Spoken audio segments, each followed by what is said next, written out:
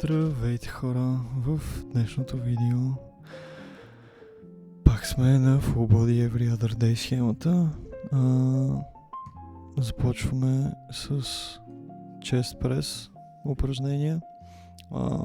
Както виждате спрямо предишната тренировка, която заснех, съм в друг фитнес. Това се дължи на факта, че фитнеса, в който бях миналия път, беше фитнеса на залата ми за катерене. Този е този, който е по-близко до нас, в дните, в които не е катеря. И всъщност аз катеря по 2 пъти в седмицата, 4 пъти фитнес в седмицата. И съответно ги сливам катеренето и фитнеса. И така 2 пъти съм, когато катеря в фитнеса на залата за катерене, и 2 пъти в този, който е близо до дома. На първата серия беше пробвах с нови килограми да направя 6 повторения, или пък бяха с старите. Трябва да видя. Беше с старите, ако не се лъжа. Направих 6 вместо 7. Тоест паднах един реп надолу, но пък на това, което в момента имаме на екрана, което е lat pull down с широк хват, имам нов рекорд, 4 повторения с 110 кг. Доста съм доволен, мисля, че още поне 2-3 сесии ще остана на тези килограми. Малко е странно машините с кабел измежду двете зали, в които ходя, какви килограми имат. Конкретно на lat pull down в фитнеса на залата ми за катеране имаше 107 и миналия път направих едно от двете смешни числа, или 6 или 7, 6-7-6-7. А тук, понеже не исках да свалям на 105, пробвах с 110 и направих 4. Тук малко опивах почвата, защото вече съм стакаутно да chest supported row, което гледаме в момента. 80 кг е максимума. За съжаление няма джим пинове и машините са направени така, че да не е много удобно да слагаш допълнителни килограми, в случай, че вече с тези, които са вградените килограми в машината, правиш с последния, с най-тежкия. Трябва да намеря начин, или трябва да сменя машината. Със сигурност имам още поне няколко сесии, защото направих 9, ако не се лъжа. 2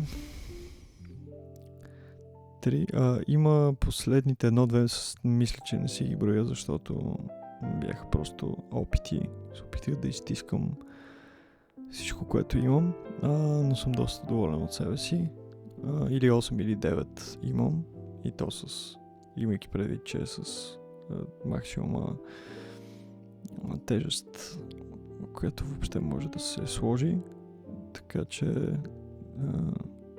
Progressive Overload се случва без проблем и го виждам. Имам доста рекорди от днешната сесия. На някой имам чувство, че още не бях влязъл в Beast Mode, за да мога да дам всичко от себе си. Аз понеже не правя загрявачни сетове, може би това е причината, но тези, на които даже не мейнтейнаха, ми бях с по-ниски репове. Може би това е причината, че просто ми липсва warm-up set, но така или иначе не съм склонен да правя. Тук мисля, че това също е рекорд, който в момента гледаме. Lateral рейзовете. Стандартизацията ми е да не си влаша ръцете. И мисля, че последните 2 няма да си ги броя. Ще видите как последните 2 са доста зле, но те са описи и не си ги броя. Просто искам да видя какво имам още в себе си, но това са 9 килограмови дъмели във всяка ръка. В приложението, в което си логвам нещата, ги записвам като 18, защото, както казах и миналия път, то ме кара да правя сбора от двата дъмбела, които ползвам. Та 18 за 12 пъти е доста окей. Последния път в предишното видео мисля, че направих... Аз не знам какво направих. Не бях с 18 май. Или пък бях... Да, бях с 18, но не успях да направя 12. Мисля, че направих 11. Така че се чувствам доста добре. И даже на тези, които не си ги изчетох, първия от тях беше почти успешен реп. Така че, както знаем, на силовите адаптации се проявяват не в цели допълнителни повторения понякога, а в това, че ти е по-лесно почти да го направиш следващия път спрямо някаква предишна сесия. Тук реших да дигна килограмите, въпреки че си смъкнах реп рейнджа, защото малко ми омръзна да правя точно на тая машина, дето винаги е бати борбата. Малко ми омръзна да правя толкова много повторения, така че реших да дигна с 5 кг и направих... Колко? Направих 7 с 75 кг. При черкърла, може би беше разумно да дигна килограмите. Това, което в момента виждате да правя като килограми, е 32,5 кг. Като и миналата сесия в този фитнес, защото нямам причер къръл в фитнеса на катерачната зала. Тоест 4 дена по-рано бях направил абсолютно със същите килограми, абсолютно същите повторения. Просто усетих, че нямам видео от предишна тренировка, но усетих, че опита за седмо днес ми беше много по-лесен, отколкото миналия път, така че адаптациите се случват, просто понякога не са достатъчни от тренировка към тренировка, за да запълнят цяло едно следващо повторение, така че просто направи го. Последното, което не направих, го направих този път до половина, докато миналия път примерно стигнах до 1/3. Така че следващия или последващия път трябва да имам още едно допълнително седмо. И така. За Trice Pro по pushdown, което и в миналия клип казах, че го реинтегрирах в плана си, защото имах малко проблеми с тенис лакът или тендонит. Но пак се връщам в играта, вече не усещам, бих казал, че не усещам наистина нищо в лакътя, така че направих нов рекорд. Килограмите бяха 22,5. Въпреки че там на стака пише, мисля, че 45, то просто го смятам делено на 2 спрямо другата кабелна машина в катерачната зала, защото там мисля, че има една макара по-малко и съответно се чувстват като истинските килограми, които пише, че са, докато тук има една допълнителна макара, така че винаги деля на 2 и в интерес на истината математиката се получава в смисъл на това, че ако на определено упражнение съм правил тук с 60 и после отивам в катерачния фитнес и правя с 30, еднакво трудно се усеща и даже добавям, едно повторение отгоре, така че някак си работи. Тук в момента гледаме Smith Machine клекове. За втори път мисля, че ги прави или за трети, така че още формата ми е много отработена. Има още много какво да се желая, даже имах един сет, който не го снимах, който беше с 80 и положението беше много бедствено, плюс че аз не знаех, че трябва да си много с краката напред, защото ти едва ли не се облягаш на факта, че машина и пътя на лоста е предопределен и може да се облягаш на това и съответно повече да таргетираш още повече квадрицепса. Това, което направих на Смит машина, беше 70 кг по 11 пъти.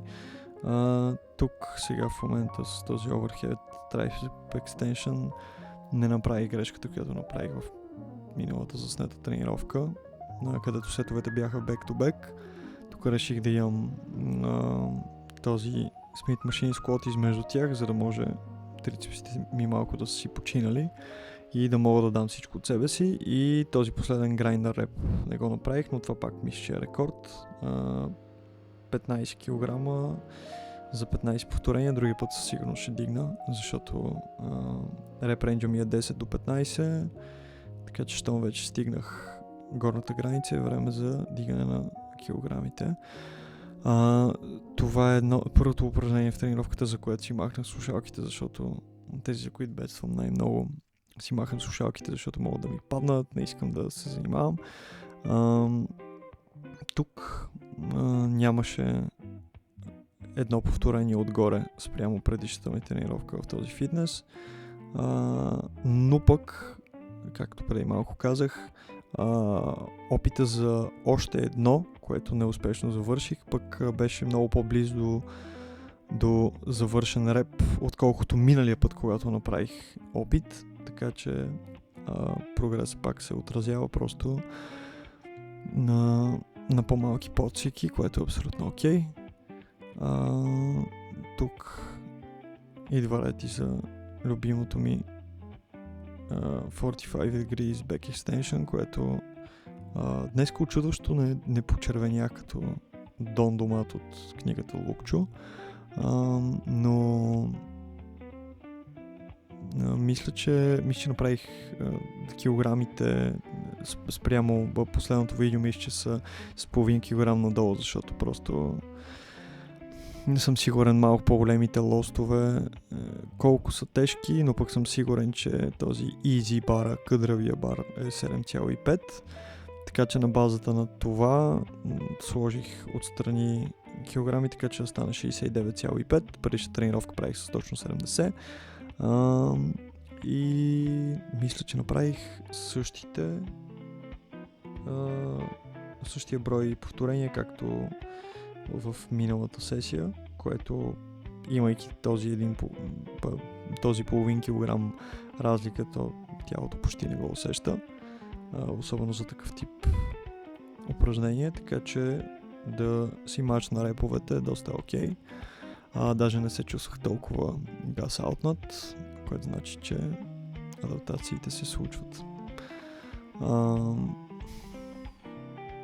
Даже може би, ако имах секунда почивка, може би имах още едно, но го оставяме за следващия път, защото все пак имах още останали упражнения, съответно не искам да се изтисквам на едно конкретно упражнение до отвъд отказ и това да бъде на цената на представянето ми в следващите. Въпреки, че си позволявам почивки между 2 и 3 минути, разбира се, зависимо от упражнението, защото има някои, които са много cardiovascularly demanding. Няма да кажа превода на това, което току-що казах на български, защото миналия път го казах и звучи 6 пъти по-странно, отколкото просто го кажа на английски. Тук може да видите как линеса ми се проявява. Говорих с ChatGPT и той твърди, че съм между 11 и 13% подкожни мазнини. Аз не му вярвам, аз мисля, че съм... Тоест мисля, че съм в 13-ката повече, отколкото близо до 11-ката. Но, както се знае, мъжете събират най-малко, или поне повечето от нас събират най-малко мазнини в краката. Т.е. в долната част на краката, и както виждате, и особено и от този ъгъл и на тази светлина, пръстците ми са доста дефинирани. И да, аз лично харесвам какво виждам. Тук на тази машина пак е малко странно, защото не мога да джимпинвам. Първият път, в който правих упражнение на тази машина, вече бях с максималните килограми възможни да сложа. Ако е странно, защото така или иначе аз правя по около 15-тина и хем не мога да джимпинвам, хем скоро сигурно ще правя по 20. Конкретно за пръсти не е чак толкова страшно да правя повече повторения, но както знаем винаги е по-добре като return on investment, или поне в общия случай винаги е по-добре, защото все пак трябва да има нюанс от случай към случай. В общия случай е по-добре да се придържаме, както знаем от научната литература, между 4 и 10, защото иначе акумулираме много умора, която се пренася и за другите упражнения и като цяло забавя възстановяването. Също това акумулиране на умора се случва и когато караш сериите си до отказ. Но на мен ми е твърде забавно и както видяхте, имаше няколко, които ги направих до абсолютен отказ. Тук се чувствам малко неадекватен, защото и тази машина я правя за трети път, примерно. И ако забелязахте, там не се оправях с ръчката и малко мръднах цялата машина. Все едно за пръв път съм пуснат в фитнес. Но повторенията бяха окей. Мисля, че бяха 7, да, с максималните килограми, които мога да сложиш на машината, които са 50 кг.